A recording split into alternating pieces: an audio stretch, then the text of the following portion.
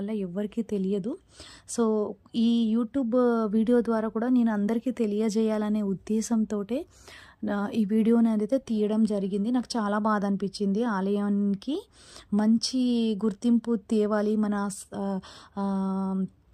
పూర్వీకులు మనకు అందించిన ఈ అద్భుతమైన ప్రాచీన ఆలయాలను కాపాడుకునే బాధ్యత మన అందరి చేతుల్లోనే ఉంది. మన పైన కూడా ఉంది అండ్ ప్రభుత్వం పైన కూడా ఉంది. సో ఇవన్నీ కూడా మనం కాపాడుకోవాలి. మన టెంపుల్స్కి పూర్వ వైభవాన్ని అందించాలి. సో మనం ఖచ్చితంగా పూజలు అనేవి చేసుకోవాలి.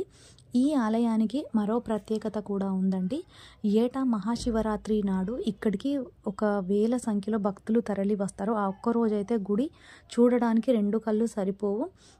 వరంగల్ జిల్లా పెద్దాపురం గ్రామంలోని రామప్ప ఆలయం అండి. ఎత్తైన కొండల మీద ప్రకృతి రమణీయతలకు అద్దం పడుతుంది ఈ